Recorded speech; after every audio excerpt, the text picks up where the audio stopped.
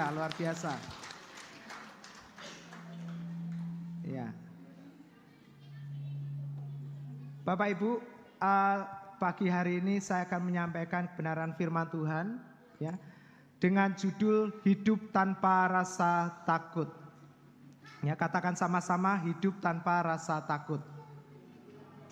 Lebih keras lagi, hidup tanpa rasa takut. Ya, puji Tuhan. Nah, rasa takut ini seringkali, coba bisa dikecilin dikit ya. Rasa takut ini seringkali Bapak Ibu Saudara menjadi penghambat, penghalang kita ya. Nah, rasa-rasanya judul khotbah pagi ini itu sesuatu yang tidak mungkin gitu. Wah, mana mungkin Pak kita bisa hidup tanpa rasa takut. Siapa yang percaya kita bisa hidup tanpa rasa takut? Ya, masih banyak yang ragu-ragu ya. Ada yang percaya. Enggak apa-apa. Saya berdoa setelah mendengarkan firman Tuhan hari ini, Anda memiliki keyakinan bahwa kita bisa hidup tanpa rasa takut. Amin. Ya. Bapak Ibu Saudara, sebenarnya Tuhan tidak pernah menciptakan rasa takut bagi kita, ya. Kenapa saya katakan demikian? Karena ketika bumi pertama kali diciptakan, Adam dibentuk, dia ditempatkan di tengah-tengah segala macam hewan. Ya. Ada hewan singa, harimau, beruang, Bapak Ibu, buaya, ya, dan segala macam hewan buas, hewan melata, ada ular semuanya. Dan waktu itu Adam ditempatkan sendirian, tapi dia tidak pernah merasakan takut sedikit pun. Coba hari ini, siapa yang berani hidup berdampingan dengan singa, ya, singa yang belum dijinakkan? Enggak ada ya kan? Kita kalau datang ke taman safari atau ke kebun binatang, tiba-tiba ada hewan singa lepas dari kandang, apa yang kita lakukan Bapak Ibu? Jujur, lari. Ada yang berani diam di tempat? Ya, lari. Kenapa? Karena rasa takut ini memicu kita untuk ketakutan, Bapak Ibu Saudara ya. Nah, pada waktu Adam diciptakan pertama kali, dia tidak pernah mengenal rasa takut. Dia diciptakan berdampingan dengan hewan apapun, sendirian di tengah-tengah kebun yang begitu luas, dia tidak pernah merasa takut. Dan dia tidak pernah takut besok makan apa, minum apa, dia tidak pernah berpikir, Bapak Ibu Saudara. Karena yang dia tahu bahwa dia ada di tengah-tengah ciptaan Tuhan dan ketersediaan Tuhan yang melimpah-limpah. Amin. Lalu kenapa manusia bisa mengalami rasa takut? Bahkan Bapak Ibu, ketika manusia dilahirkan, ya, seperti anak-anak kecil tadi, hal pertama yang mereka lakukan adalah menangis. Ya. Seringkali menangis menjadi tanda seseorang ketakutan atau mengalami masalah. Ya. Bahkan kalau bayi nggak nangis, harus dipukul-pukul kakinya, ya, disentil-sentil jarinya supaya nangis, Bapak Ibu Saudara. Apakah kita pernah melihat bayi pertama ketawa, Bapak Ibu? Padahal kan kalau ketawa kan sama kan, katanya untuk paru-paru yang sehat ya kan.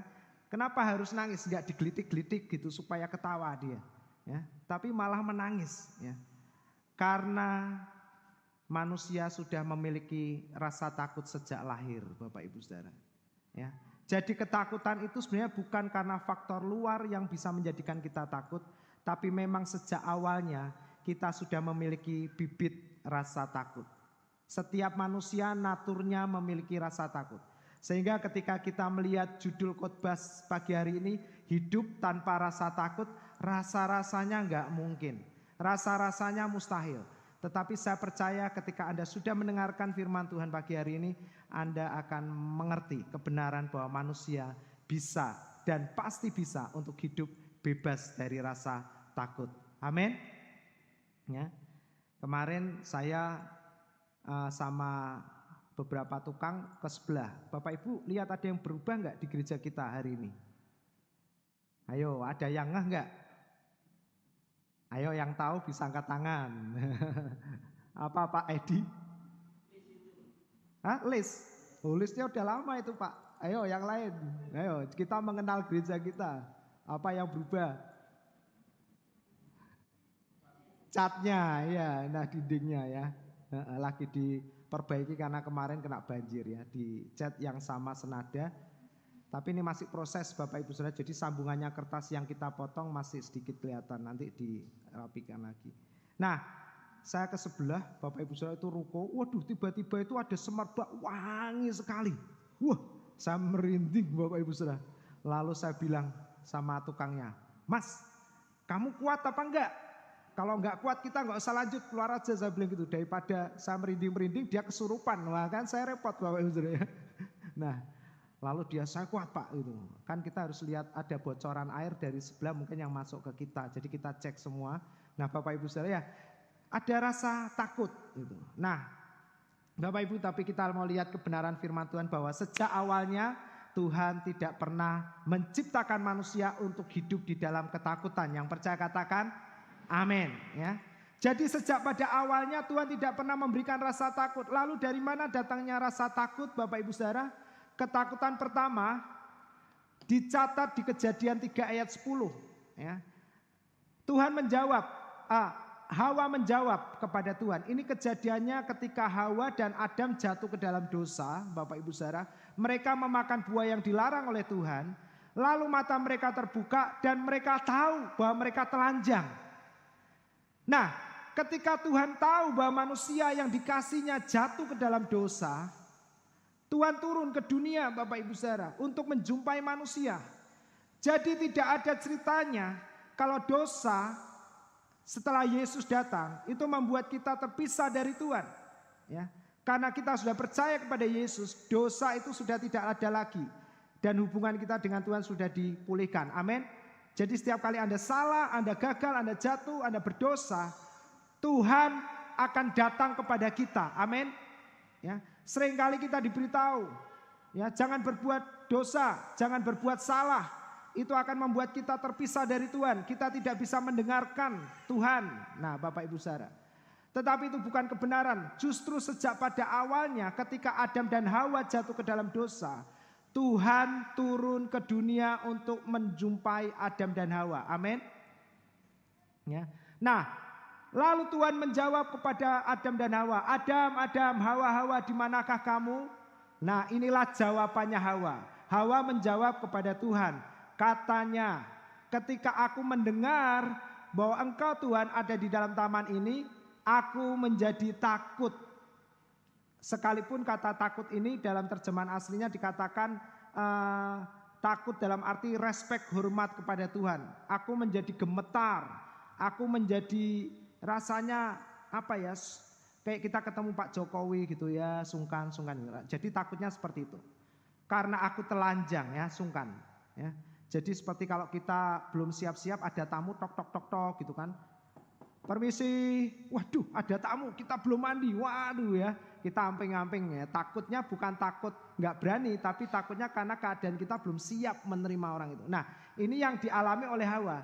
Tetapi ini membuat Tuhan terkejut. Kenapa? Karena Tuhan tidak pernah memberikan rasa itu kepada manusia. Rasa sungkan, rasa takut, rasa untuk sembunyi gak pernah ada dalam kehidupan manusia pertama. Dan ini terjadi ketika dosa masuk dalam kehidupan manusia. Manusia mulai merasakan yang namanya rasa takut Bapak Ibu Saudara. Jadi ketakutan itu adalah akibat dari dosa. Ya. Nah yang kedua, ketakutan yang kedua dicatat dalam Kejadian 9 ayat 2 dikatakan, akan takut dan akan gentar kepada siapa saudaraku? Kepada siapa? Kepadaku, amin. Ya, karena kita berkata kepadamu segala binatang di bumi, segala burung di udara, segala yang bergerak di muka bumi dan segala ikan di laut, ke dalam tanganmu lah. Katakan bersama-sama 2, 3, semuanya itu. Nah, semuanya itu diserahkan. Kita nggak usah ngomong yang jauh-jauh soal uang, soal finansial, penagih hutang dan lain-lain. Alkitab berkata, segala binatang di bumi ini sudah diserahkan kepada kita. Tapi kenyataannya sekarang ada yang takut kecoa, ada yang takut cicak, ya, takut atau gilo gitu ya dalam bahasa Jawanya ya. Nah, ada takut singa ya kan. Nah, padahal kita berkata sejak semula sebenarnya Tuhan tidak pernah memberikan rasa takut kepada hewan jenis apapun. Semuanya sudah diserahkan ke dalam tangan siapa saudaraku? Ke dalam tangan kita. Katakan ke dalam tanganku. Ya. Sekarang beritahukan kiri kananmu, ke dalam tanganmu lah. Semuanya sudah diserahkan kepadamu. Bapak Ibu, pada waktu itu manusia belum mengenal uang, belum mengenal mobil, belum mengenal rumah. Yang mereka tahu aset kekayaan mereka adalah berbentuk hewan-hewan. Makanya Ayub dicatat sangat kaya, yang dicatat adalah hewan-hewan ternaknya. Sekian ribu unta, sekian ribu kambing, domba, sapi, lembu, dan lain-lain. Jadi saya percaya kekayaan bangsa-bangsa sudah diserahkan ke dalam tangan kita. Amin. Sekarang angkat kedua tangannya, ya. Lalu buka, katakan, ke dalam tanganku lah semuanya sudah diserahkan. Katakan, aku percaya Tuhan Yesus. Amin. Ya, digenggam, dirasakan sambil senam jari, ya. Nah, kayak videonya Dono Kasino Indro, ya. Nah, senam. Setiap pagi katakan, ke dalam tanganku lah, ya, semuanya telah diserahkan oleh Tuhan. Amin, jemaat. Ya, semuanya. Jadi Bapak Ibu Saudara, kemarin Pak Jimmy Pak sudah memberitahukan setiap kali Anda datang hari Minggu mendengarkan khotbah, lihatlah setiap pengkhotbah itu seperti seorang lawyer yang sedang membacakan hak-hak Anda. Amin. Jadi kami ini memberitahukan sesuatu yang sudah ada di dalam hidup kita, yang mungkin Anda tidak mengetahuinya selama ini, karena Anda ditipu oleh si jahat melalui rasa takut, cemas, dan khawatir. Jadi hari ini Anda sedang dibacakan hak-hak Anda. Bahwa Anda adalah anak-anak yang disayang Bapa. Anda adalah anak-anak yang dikasih Bapa. Dan kepada tangan kita lah Bapa sudah menyerahkan semuanya. Kesembuhan, kesehatan, damai sejahtera. Setiap orang yang kita tumpangi dengan tangan kita, dikatakan firman Tuhan, mereka pasti disembuhkan. Yang percaya katakan amin. Jadi jemaat, kalau Anda lihat kiri kananmu cerita, waduh aku punggungku kok sakit. Langsung tumpangi tangan, dalam nama Yesus sakit punggungmu sembuh. Amin. Jadi jangan, waduh sik, ngenteni. Pak Yakub kok urung teko-teko iki. Sik nanti nih Pak Yakub datang tak panggilkan, biar didoakan Pak Yakub, manjur mandi. Bukan. Doa Pak Yakub, Pak Vincent, Pak Didik, Pak Peter, ya, Cornelius, Bu Joko, semuanya sama. Amin.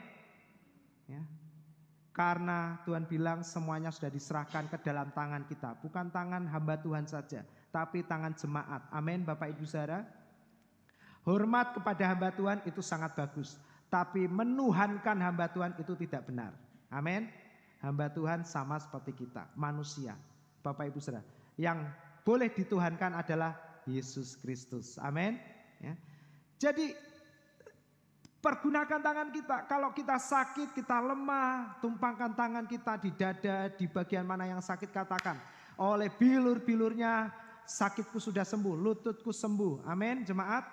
Nah, jadi Bapak Ibu Saudara, ketakutan ini bukan produk dari Tuhan. Ketakutan ini adalah akibat dari dosa yang telah masuk ke dalam manusia, merusak kehidupan manusia, sehingga manusia mulai melihat kepada dirinya sendiri. Ketika Hawa makan buah yang dilarang Tuhan, Adam makan buah yang dilarang oleh Tuhan. Hal yang pertama adalah mata mereka terbuka, lalu mereka mengetahui bahwa mereka telanjang. Fokusnya adalah diri sendiri. Dosa membuat manusia untuk fokus kepada dirinya sendiri. Dan ketika seseorang fokus kepada dirinya sendiri, yang dia lihat cuma apa? Kelemahan dan kelemahan dan kelemahannya. Betul apa betul Bapak Ibu? Lihat cermin, waduh aku kok tambah tua. Lihat cermin, waduh kok sudah beruban ya.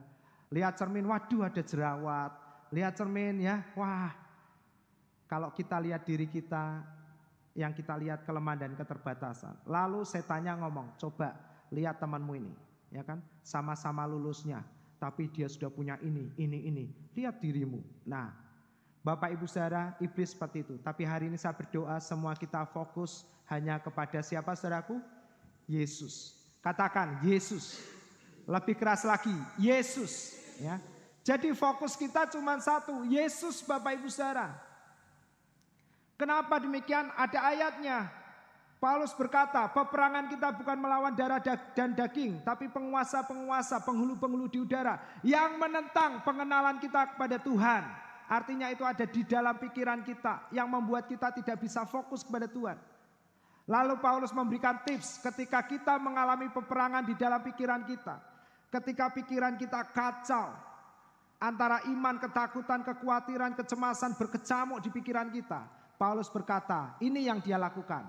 Bapak Ibu Saudara, dengarkan baik-baik. Ketika pikiran kita sedang kacau, aku menawan segala pikiran yang jahat itu. Dan aku meletakkan kepada ketaatan Kristus. Anda cek di 1 Korintus mungkin ya. Cek aja, aku menawan segala pikiran dan meletakkan membawa kepada Kristus. Itu dalam terjemahan bahasa Inggrisnya dikatakan, aku meletakkan kepada the obedience of Christ.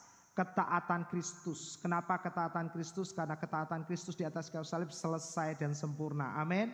Jadi setiap kali Anda menghadapi ketakutan akan uang, Anda melihat Yesus berkata apa? Sudah selesai, sudah diberkati.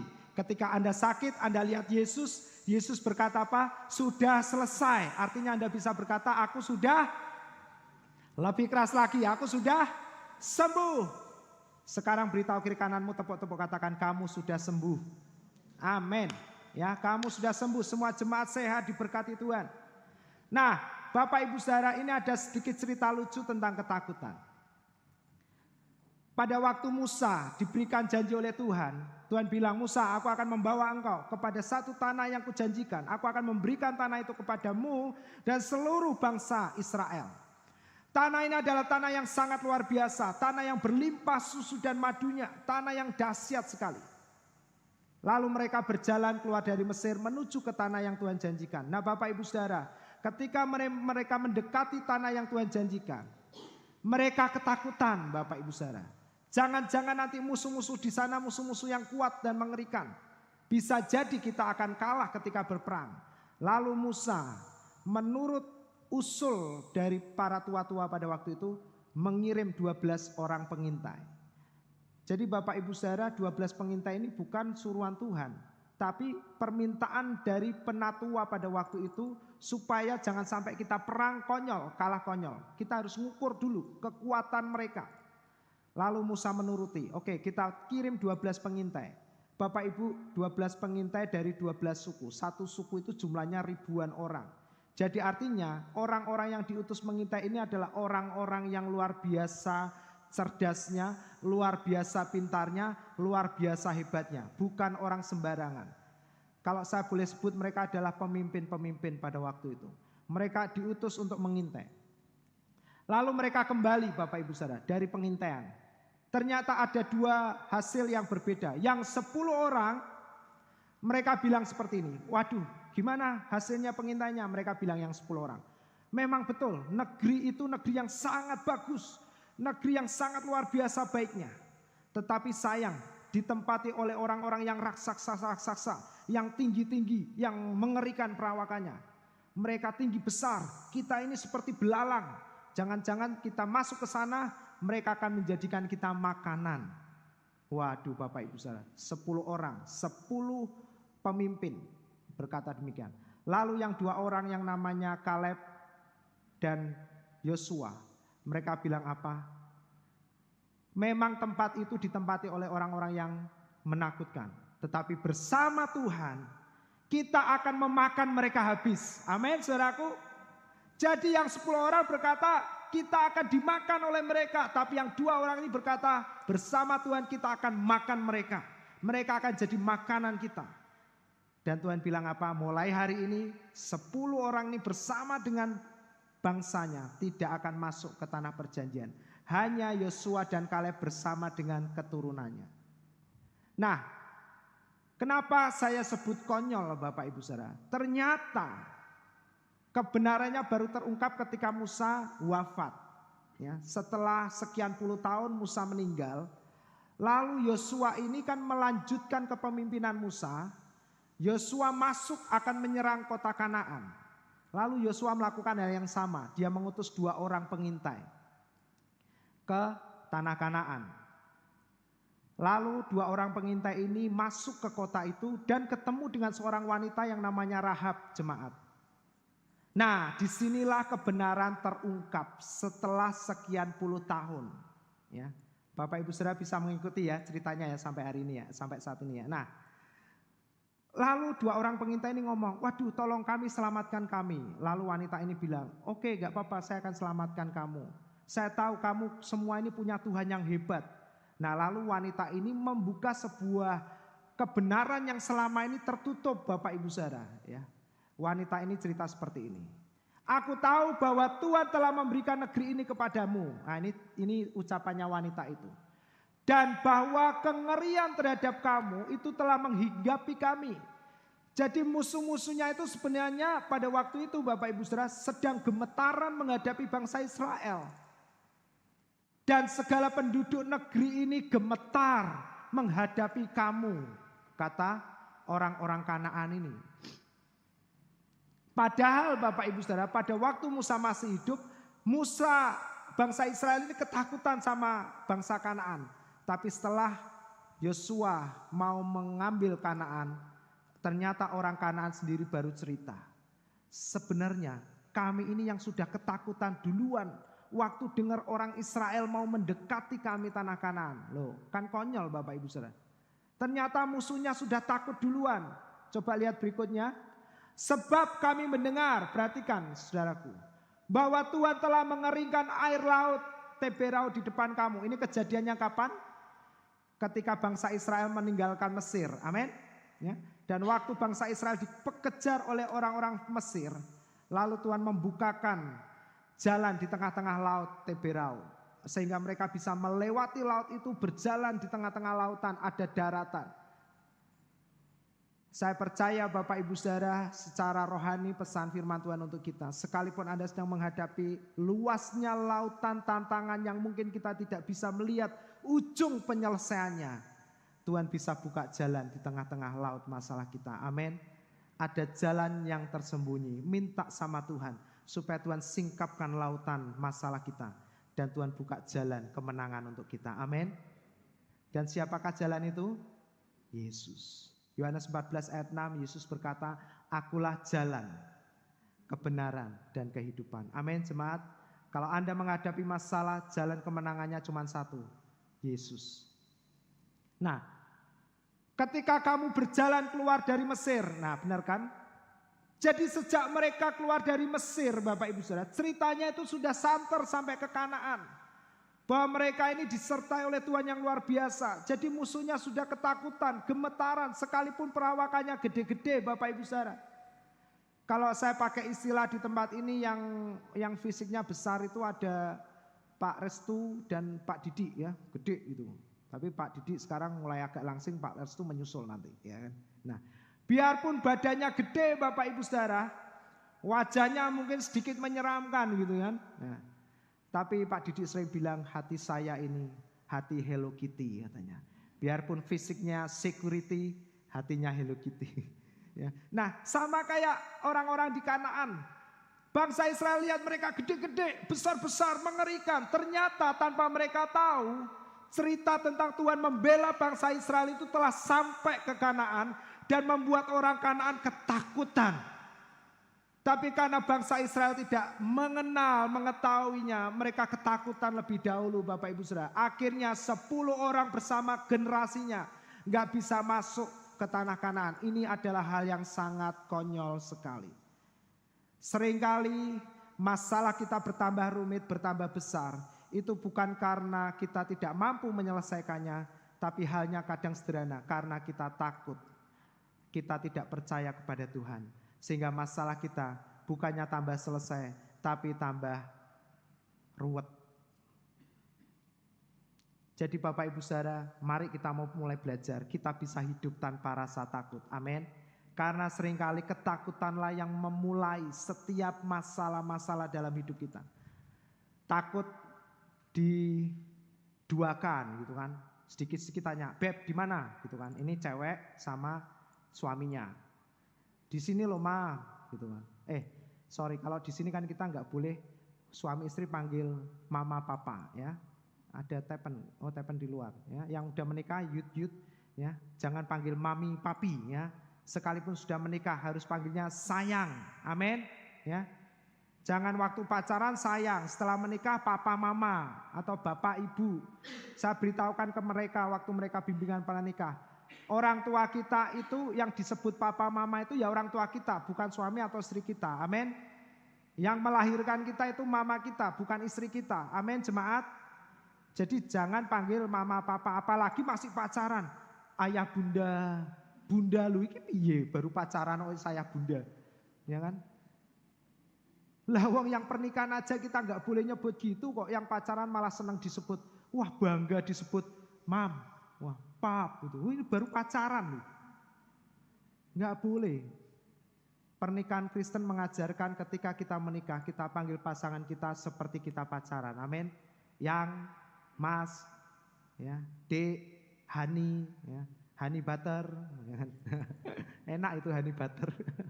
Roti dikasih honey butter, wah mantap. Ya. Nah, Bapak Ibu Saudara, panggilnya honey, ya. Kalau panggilnya papa mama nanti aneh, kecuali ya kita membahasakan kepada anak-anak, itu enggak apa-apa saya bilang. Jadi kita panggil istri kita atau suami kita untuk anak kita. Ya misalnya saya Cleon. Cleon coba panggil tuh mama ya. Nah terus karena dia enggak manggil-manggil, kita panggil ma, ini dipanggil Cleon. Nah itu untuk anak. Tapi kalau kita dengan istri atau suami panggilnya halus, sayang, honey, babe. Ya. Saya percaya semua jemaat di sini seperti itu. Amin. Ya, amin. Nah, Bapak Ibu Saudara, kembali lagi. Nah, seringkali karena orang takut sedikit-sedikit gini, Beb di mana? Di kantor, Mam. Kok belum pulang? Biasanya jam 4, setengah 5 mentok. Ini jam 5 belum nyampe-nyampe. Lembur, tadi ada meeting sama bos, gak percaya, fotoin. Wah, kirim foto cepret, teman-temannya lihat, ini ngapain temanku ini. Nah, keseringan kita tanya, kita suruh foto, lama-lama nanti suami kita, Bapak Ibu Saudara, hai, cekrek, hai. Nanti suaminya jadi melambai-lambai Bapak Ibu Saudara. Nah terus kita kan suruh seperti itu. Nah nanti karena ketakutan memicu masalah. Karena ketakutan memicu masalah. Ada cerita yang lucu. 2 orang ibu cerita seperti ini. Waduh suamiku luar biasa. Kenapa? Enggak pernah loh dia seperti ini. Tiba-tiba loh aku itu dibelikan cincin. Wah masa? Iya, enggak pernah seumur-umur. Cuman cincin nikah ini loh satu aja. Ini tiba-tiba dibeliin. Lalu temennya ini bilang, hati-hati. Kalau enggak biasanya berarti dia ada apa-apanya. Jangan-jangan dia punya sesuatu yang disimpan. Ya, makanya dia baik-baikin kamu. Lalu ibu ini bukannya bersyukur terima cincin, marah pulang-pulang dia banting cincinnya. Kamu jujur. Kenapa kamu beli cincin aku? Punya siapa kamu di sini? Waduh, marah-marah. Padahal informasinya salah. Nah, seperti itu. Ya, ketakutan seringkali menjadi pemicu masalah. Bapak Ibu Saudara, yuk kita mulai belajar. Terimalah kebenaran hari ini bahwa Tuhan tidak pernah menciptakan rasa takut. Amin. Rasa takut sebenarnya bukan dipicu oleh faktor luar. Seringkali orang berpikir ketakutan mereka itu akibat. Tapi saya beritahukan ketakutan itu sebenarnya adalah dosa di dalam hidup kita. Akibat dosa, bukan akibat dari luar. Ada setan lalu kita takut. Uangnya habis selalu kita takut, bukan seperti itu. Ada uang, gak ada uang sebenarnya rasa takut itu sudah ada di dalam diri kita sejak kita dilahirkan. Jadi hari ini mari kita bereskan rasa takut itu sama-sama. Amin jemaat.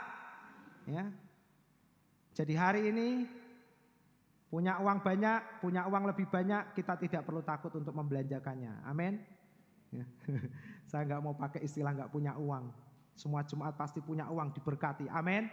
Ya, sehat semakin kuat, ya, jangan takut, jalan-jalan, lari-lari, ya, menikmati. Kalau Tuhan pimpin untuk hidup sehat, mulai makan sayur, makan buah-buahan, makan daging saja, mengurangi nasi, enggak apa-apa. Jangan mikir, wah larang, mahal, belanja daging terus. Bapak Ibu sudah tahu, ya, kemarin kita guyonan sama Pak Jimmy, ya, dia kan mengurangi nasi, hampir enggak makan nasi gitu, ya. Nah terus saya goda, waduh berarti besok aman Bapak dari salah satu tanda akhir zaman. Apa itu? Dia bilang gitu. Secupak gandum sedinar harganya, beras kan tambah mahal. Kalau dia nggak makan beras kan aman. Nggak pernah mikir mahalnya beras Bapak Ibu Saudara. Ya, nah tapi nggak apa-apa. Yang makan nasi makanlah, nggak apa-apa. Ya, semua selama kita mengucap syukur semuanya mendatangkan kebaikan. Amin. Ya. Nah, Bapak Ibu Saudara, Alkitab berkata, dan apa yang kamu lakukan kepada dua orang raja Amori yang ada di seberang sungai Yordan, yakni kepada Sihon dan Og yang telah kamu tumpas. Ya. Ketika kami mendengar itu, lihat perhatikan sama-sama. Ketika mereka mendengar apa yang Tuhan lakukan kepada bangsa Israel, bangsa Kanaan menjadi tawar hati dan jatuhlah semangat setiap orang menghadapi kamu. Loh Bapak Ibu Saudara, mereka pikir musuhnya kuat-kuat.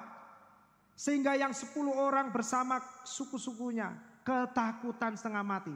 Padahal tanpa mereka tahu Tuhan sudah memberikan ketakutan kepada, mereka sudah ketakutan karena apa yang Tuhan lakukan kepada bangsa Israel. Jadi jemaat, kalau hari ini Anda menghadapi masalah, jangan takut, amin. Harusnya masalah yang ketakutan menghadapi kita, yang percaya katakan amin. Kita berikan tepuk tangan luar biasa. Jadi kalau Anda sakit, jemaat, jangan kita takut. Waduh jojok ngene, gek ngene, jangan.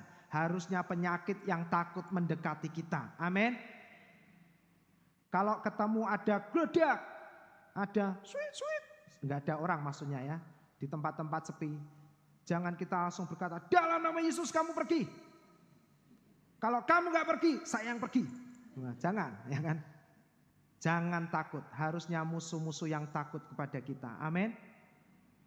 Anda orang yang luar biasa. Ya. Anda orang yang luar biasa. Sebab Tuhan Allahmu ialah Allah di langit di atas dan bumi di bawah.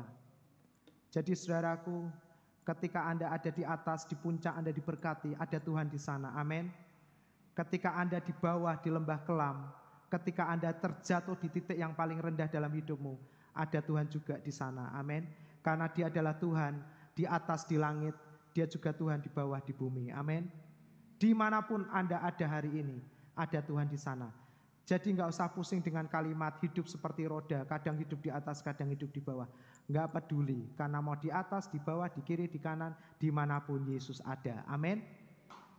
Haleluya. Di sini kau ada, di sana kau ada, dimanapun ya Tuhan ada bersama dengan kita. Nah 1 Yohanes 4 ayat 17, apa kata Tuhan tentang ketakutan? Dalam hal inilah kasih Allah, katakan sama-sama, sempurna ya di dalam kita, saudaraku. Yaitu kalau kita mempunyai keberanian untuk percaya pada hari penghakiman, karena sama seperti Dia, kita juga ada di dalam dunia ini. Ini adalah moto gereja kita GPM. Sama seperti Yesus, demikian juga kita di dunia ini. Amin. Kalau Anda sedang lemah, lihatlah, Yesus kuat, demikianlah aku hari ini kuat. Amin. Kalau Anda merasa kekurangan, lihatlah Yesus. Apakah Yesus di surga kekurangan, jemaat? Apakah Yesus kekurangan?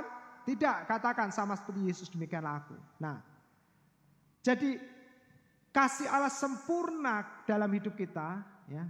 Tandanya adalah, ekspresinya adalah kita punya keberanian ketika hari penghakiman itu tiba. Hari penghakiman itu adalah hari intimidasi. Hari di mana Anda dibuat takut, Anda dibuat gemetaran, Anda dibuat lemah, Anda dihakimi di dalam pikiran kita, di dalam hati kita. Ya, seringkali iblis seperti itu. Kita tiba-tiba dihantam dengan pikiran-pikiran yang menghakimi kita.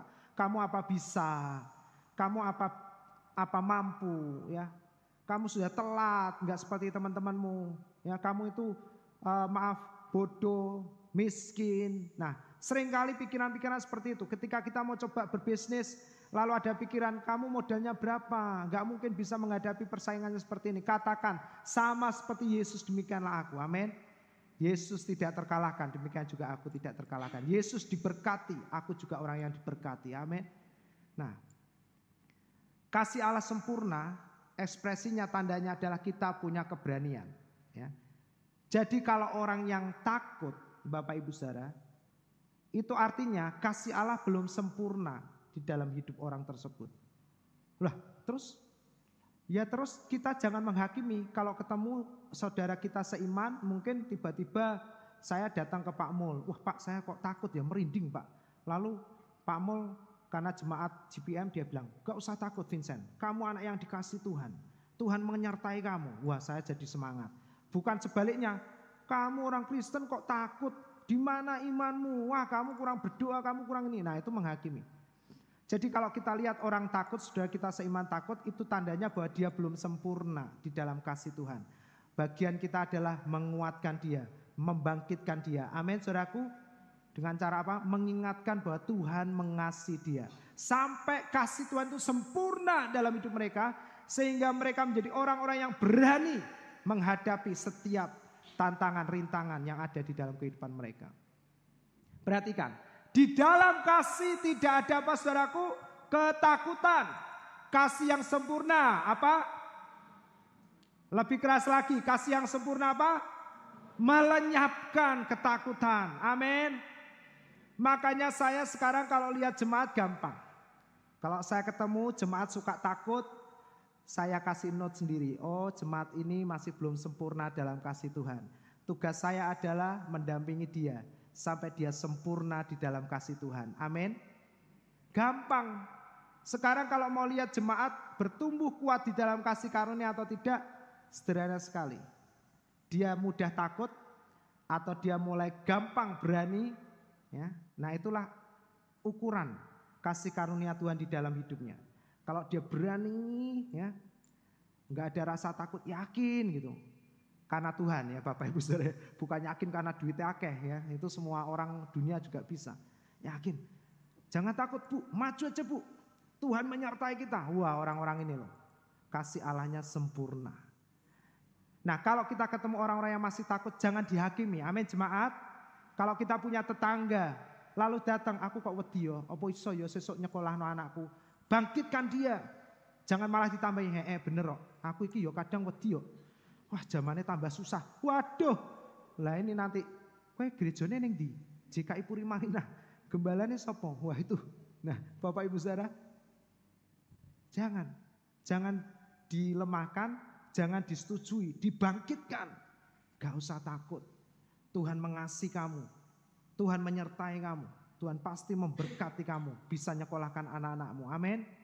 Dia akan tanya hal yang sama. Wah, luar biasa. Kau ibadah di mana? JKI Puri Marina. Sesuk ajak aku yo. Ayo. Nah, ya. Jadilah anak-anak pembawa terang damai bagi orang-orang di sekitar kita. Amin. Di dunia yang semakin lama semakin gelap, semakin lama semakin rusak, dunia membutuhkan kita. Amin jemaat. Dunia membutuhkan orang-orang yang mau membawa kabar baik. Bukan orang-orang yang menyetujui keadaan mereka atau melemahkan mereka. Orang-orang yang bisa mendatangkan semangat melalui kabar tentang Tuhan mengasihi mereka. Amin. Kasih yang sempurna melenyapkan, menghilangkan, bukan mengurangi. Amin jemaat. Kita mesti radikal terhadap firman Tuhan. Kita nggak boleh percaya sekian persen, 99% nggak boleh. 100% hidup kita harus connect percaya dengan firman. Amin. Apa yang firman katakan 100% aku percaya. Amin jemaat. Kalau firman Tuhan bilang kasih yang sempurna melenyapkan ketakutan, artinya semakin Anda mendengarkan Injil, semakin ketakutan itu akan hilang dari hidup kita. Amin. Ini semangat saya melampaui kecepatan saya berbicara. Jadi kadang kesosolen ngomongnya. Nah, barang siapa takut, sebelumnya ya, sebab ketakutan mengandung apa saudaraku? Lebih keras lagi, sebab ketakutan mengandung hukuman. Orang-orang yang takut pasti menghukum dirinya, menghukum orang lain, menghukum anak-anaknya. Jadi orang tua, mari kita lepaskan ketakutan dari hidup kita, amin. Kalau mendidik anak, jangan transferkan ketakutan. Ayo, ya. Saya punya teman punya anak, saya merasa agak bersalah, ya. Kenapa? Saya itu nggak ngerti ya. Anaknya itu kan lagi aktif. Lalu karena mau kita bawa ke dalam rumah, nggak mau, rewel. Lalu saya spontan bilang, ada orang gila. Langsung dia lari Bapak Ibu Saudara masuk rumah. Nah, orang tuanya tahu. Loh, kok disebut orang gila kok takut ya? Sekarang pakai kata itu. Apa-apa kalau nggak nurut, ada orang gila. Lalu langsung nurut. Ada orang gila nurut. Nurutnya karena ada orang gila Bapak Ibu Saudara. Ya kan? Nah, seringkali kita mendidik anak seperti itu. Pakai seperti itu. Ayo jemaat kita sama-sama mau belajar. Amin. Jangan mendidik dengan ketakutan. Ketakutan mengandung hukuman. Ya. Kalau kasih tahu suami atau istri juga jangan pakai ketakutan. Amin. Kasih tahu anak-anak jangan pakai ketakutan. Ayo, eleng ya. Mami dulu gedekno kamu loh. Ingat firman Tuhan. Orang-orang yang gak hormat orang tua dikutuk. Waduh, anaknya takut. Wah, Emi, bener nih. Jangan. Biarkan anak-anak bertumbuh dengan sukacitanya sendiri. Amin. Kita percaya hari tua kita ada di tangan Tuhan. Amin. Orang tua, oma-oma, opa-opa, berikan tepuk tangan. Sampai masa tuamu, aku Yesus tetap dia. Amin. Kalau dulu di masa muda dia menyertai menyelamatkan kita, di masa tua sampai putih rambut kita, dia tidak pernah berubah. Anak-anak bisa berubah, suami istri bisa berubah, bahkan meninggalkan kita karena usia. Tapi Tuhan tidak pernah berubah menyertai kita. Amin. Barang siapa takut ia tidak sempurna di dalam kasih. Saya minta waktu sedikit ya. Nah, Bapak Ibu Saudara, ada sedikit cerita terakhir. Saya minta tolong pemusik bisa maju ke depan. Ini tentang Saul dan Daud pada waktu itu. Ketika Saul dan segenap orang Israel mendengar perkataan Filistin itu, ya, tapi mute-nya nggak usah dibuka dulu, nggak apa-apa ya. Maka cemaslah hati mereka dan katakan sama-sama jemaat apa saudaraku? Sangat ketakutan. Jadi orang Israel mau bertarung dengan orang Filistin, lalu Filistin menyodorkan satu orang yang bernama Goliat, tingginya 2-3 kali lebih tinggi dari orang Israel. Bapak Ibu.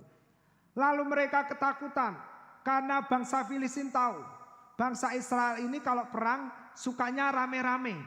Jadi setiap kali mereka perang mereka selalu menang. Dipelajari, oh karena sukanya rame-rame. Lalu bangsa Filistin pintar merubah skenario peperangan. Dia bilang gini, kamu kasih satu orang maju, kita kirim satu orang maju. Duel 1 lawan 1. Siapa yang menang, yang kalah akan jadi hambanya. Waduh, di sini bangsa Israel ketahuan kelemahannya.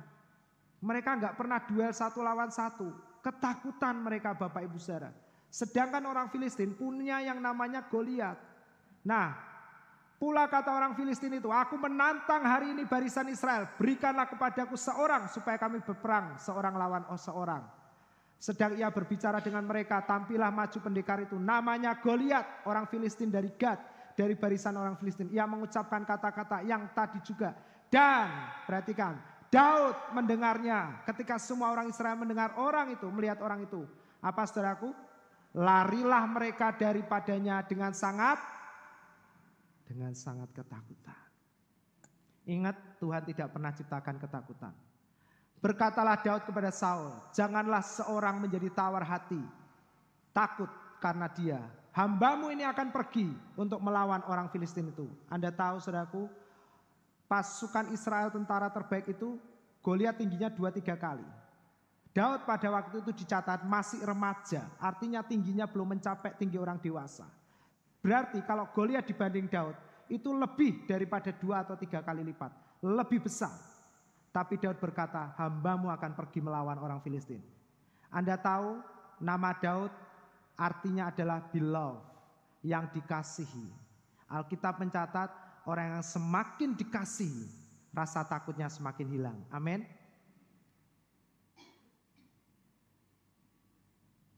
Lalu berikutnya dikatakan, pula kata Daud, Tuhan yang telah melepaskan aku dari cakar singa dan dari cakar beruang, ia juga akan melepaskan aku dari tangan orang Filistin itu. Kata Saul kepada Daud, wes gak usah kagak ngomong Daud.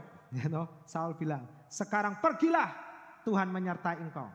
Perhatikan, buah dari dosa adalah ketakutan, dan ketakutan mengandung hukuman. Buah dari kasih karunia adalah keberanian. Keberanian mendatangkan kemenangan. Amin. Haleluya. Lalu Daud mengambil tongkatnya di tangannya, dipilihnya dari dasar sungai. Berapa batu saudaraku?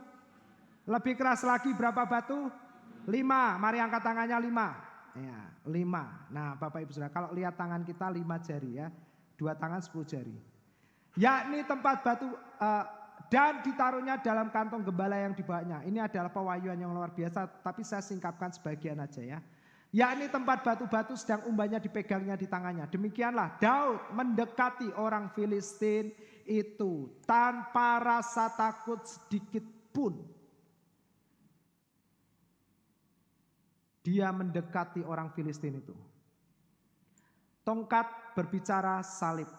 Salib berbicara anugerah keselamatan. Amin. 5 batu dalam abjad huruf Ibrani. Angka kelima, huruf kelima itu disebut dengan He. He itu artinya adalah kasih karunia. Ya, tulisannya seperti itu. Yod, He, Vav, YHVH. Ya, makanya nama Tuhan disebut dengan ada huruf kasih karunia di situ. Yod itu tangan, maksudnya gini Bapak Ibu Saudara, orang-orang Ibrani kuno itu menulis dengan bentuk gambar. Jadi yod itu digambar itu dengan gambar tangan. He itu paku. Vav, yod tangan, he kasih karunia, Vav itu paku.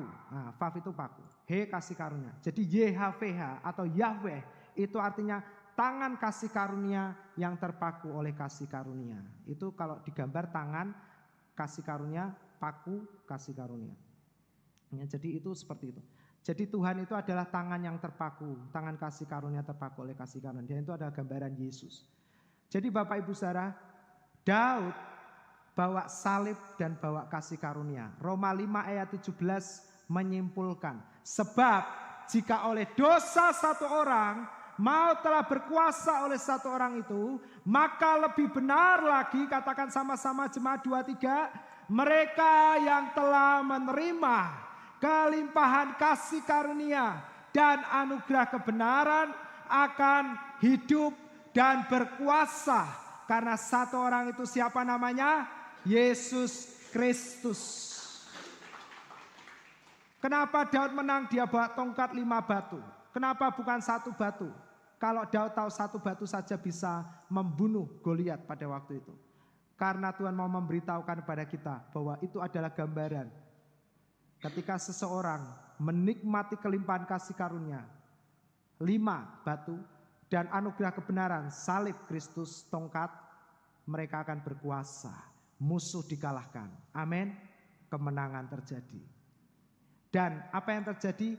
Daud mengalahkan Goliat. Daud menjadi raja atas Israel. Haleluya.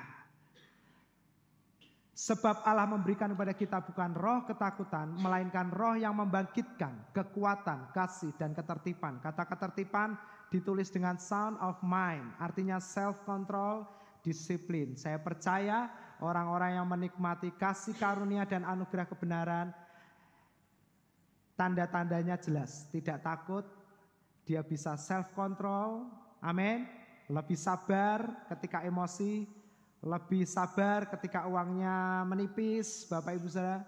Ya, ketika lihat makanan enak-enak dan banyak, dia bisa mengendalikan diri, makan yang baik, dan dia juga punya kedisiplinan, amin. Jadi kalau hal-hal ini belum terekspresi dalam hidup orang percaya, bukan berarti itu orang-orang yang buruk, tapi mereka belum sempurna di dalam kasih karunia Tuhan.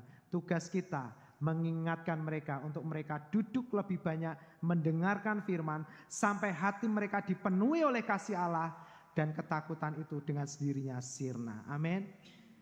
Mari jemaat, hari ini apa yang membuat kita takut selama ini? Umur yang bertambah semakin tua, anak-anak yang bertambah dewasa dan akan menikah meninggalkan kita, atau kita terlalu mengasihi suami atau istri sehingga kadang kita takut kalau kematian memisahkan kita, nanti saya seperti apa, atau tentang pekerjaan, bisnis, atau keuangan, atau hutang-hutang. Hari ini izinkan kasih Tuhan mengalir melimpah dalam hidup kita, amin. Karena ketika kasih Allah memenuhi hati kita, otomatis segala ketakutan apapun namanya akan sirna dengan sendirinya dalam hidup kita, amin. Kita akan menjadi pemenang, memerintah, dan berkuasa atas kehidupan ini. Bukan dengan kuat dan gagah kita, tapi karena Yesus yang telah melakukannya untuk kita. Amin. Mari kita berdiri bersama-sama. Kita nyanyikan lagu terakhir sebelum firman Tuhan. Lagu penyembahan yang kedua. Minta tolong slide-nya bisa disiapkan.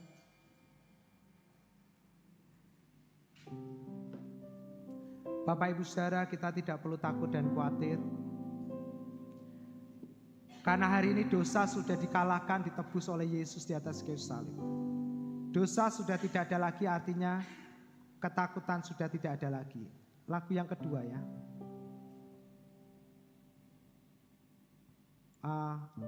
Ya, kuatkanlah hatimu lewati setiap persoalan. Masalah tidak akan pernah habis. Masalah tidak akan pernah berhenti. Kita tidak pernah bisa berkata, masalah stop, aku mau selesaikan yang ini dulu. Nanti kalau sudah selesai kamu boleh datang ke tempatku. Enggak bisa. Mereka enggak mau tahu. Mereka akan terus datang dan datang.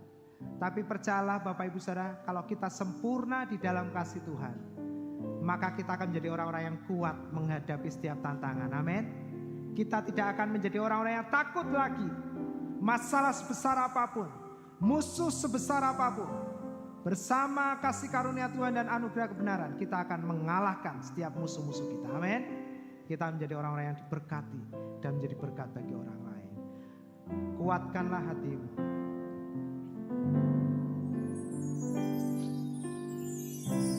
Kuatkanlah hatimu.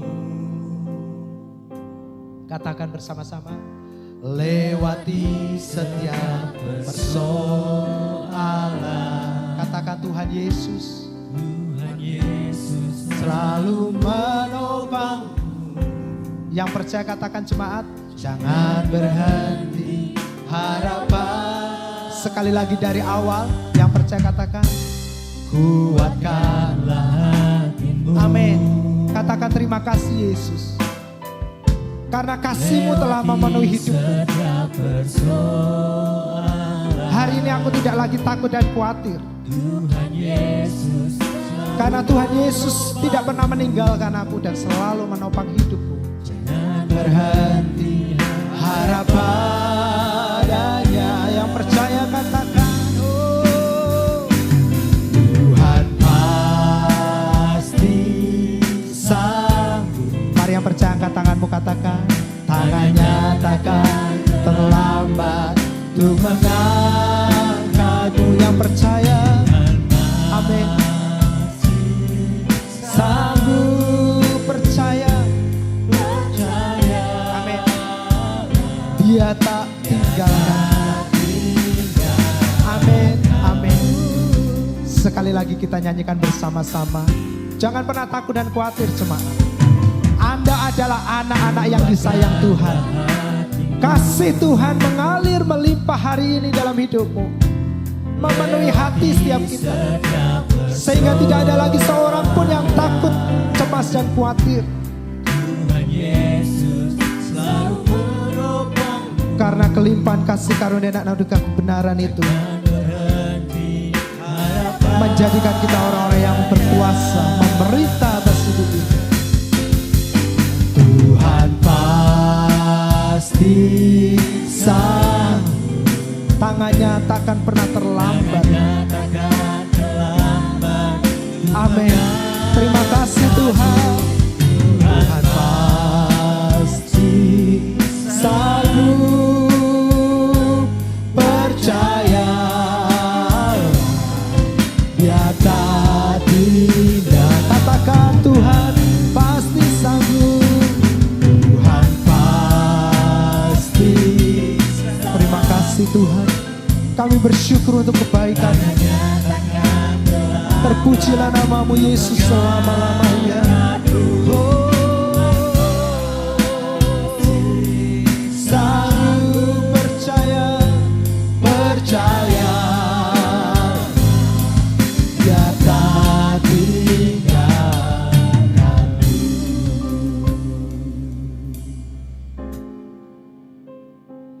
Tuhan pasti. Semua jemaat nyanyikan dengan suara yang terbaik. Apapun persoalan, tantangan, hal-hal yang seringkali memicu kita takut, ingatlah kepada Yesus yang mengasihimu. Engkau adalah anak-anak kesayangan Bapa. Terima kasih Tuhan. Sekali lagi seluruh jemaat saja katakan, Tuhan pasti sanggup. Tuhan pasti. Terima kasih Tuhan.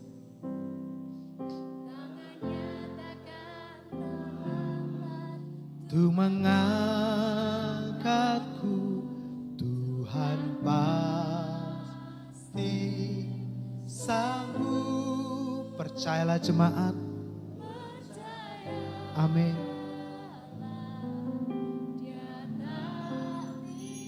Tinggalkanku.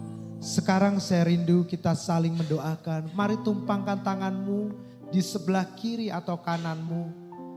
Katakan lagu ini bersama-sama. Percaya, berkati teman-teman di sampingmu.